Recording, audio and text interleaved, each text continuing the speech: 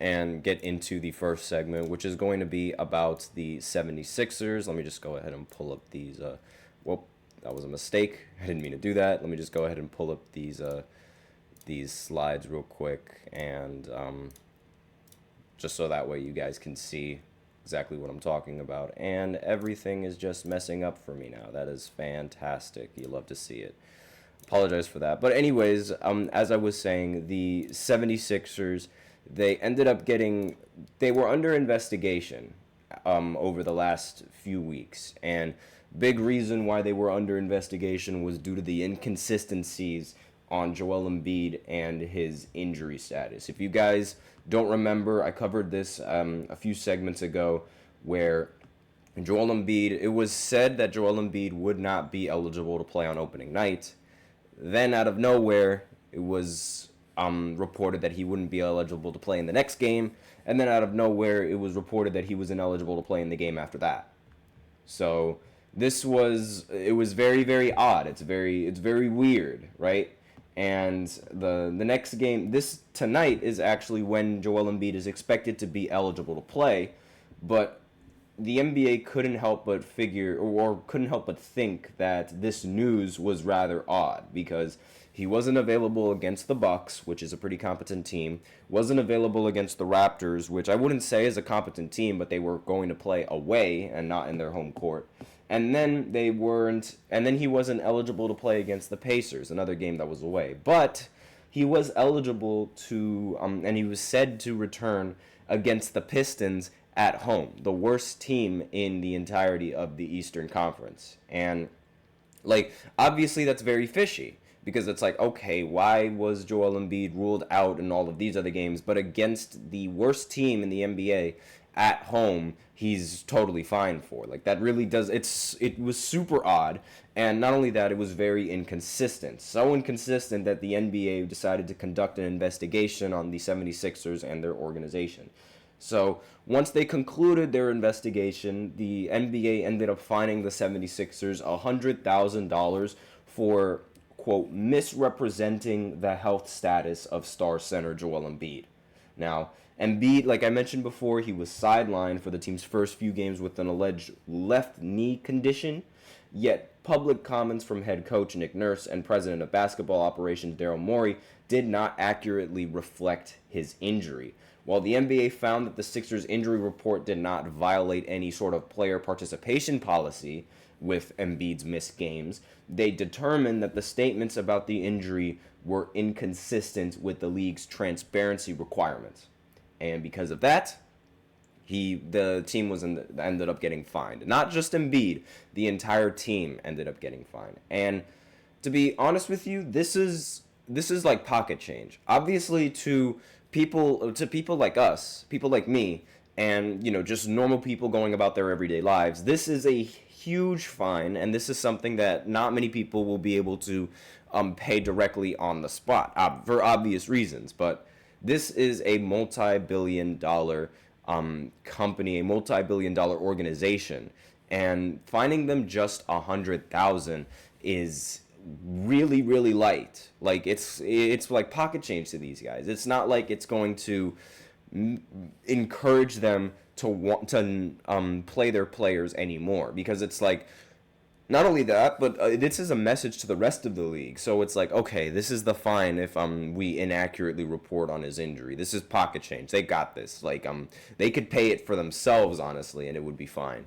But and I don't think this is a good look for the NBA. If this was anybody else, if the commissioner was maybe David Stern, for example, I feel like this fine would have been in the millions, because again, this is a fine directed at the organization, not directed at a player. And that's just pocket change to these guys. So I don't think that, while I do agree with the fine and I do think they should have been fined, maybe they should have been fined for a little bit more than just $100K. Even though that's a lot of money compared to what I have. It's not a lot of money compared to what they have. So the participation policy, it started last season. So it was made to stop frequent absences of high-profile players from nationally televised games. The rule requires that injuries justifying missed games be substantiated to provide fans and media with accurate information about player availability. And the league investigated the Sixers for this, but the issue was not Embiid's absence, but the misleading public comments about his health. So they didn't necessarily, it was really just what they said in the press conferences that encouraged that they found something wrong as opposed to actually violating the player's policy, right? They violated the transparency policy. They did not violate the player participation policy that was recently established. So Embiid, he's obviously the former MVP. He's been vocal about his intention to no longer play in back-to-back games in order to preserve his health following another season-ending injury in last year's playoffs. And he expressed a commitment to managing his workload carefully. This continues a trend of NBA players prioritizing long-term health and playoff readiness over regular season wins.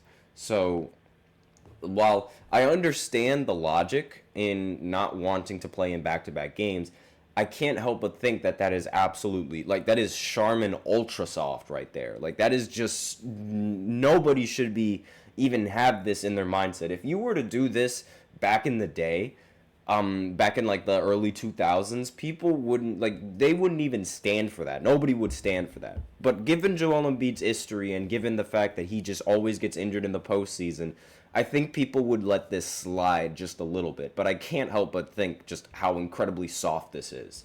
Now, his injury misrepresentation. So his recent knee issues align with his cautionary approach, but the NBA's investigation showed that the Sixers misrepresented the nature of his condition.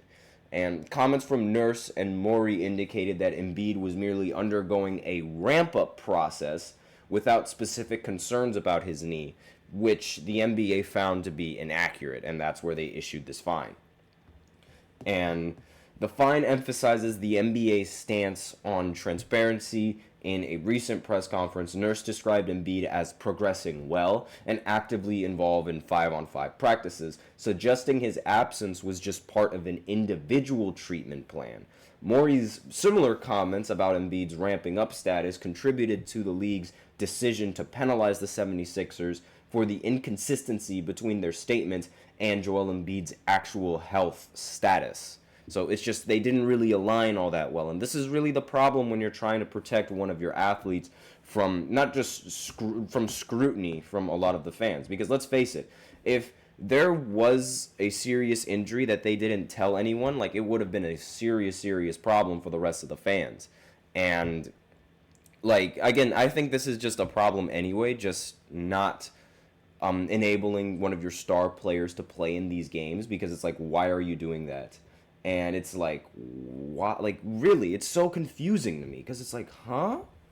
Like, why? Like, what on earth is that? Like, this just, no, that does not make, that is so, that would not fly. Imagine Shaq just sitting out in these, never playing back-to-back games. Like, imagine any sort of center back in the day. Like, it's so strange seeing somebody built like this, but still being so Charmin's ultra soft. I can't say anything else other than that, because it just does not make any sense to me.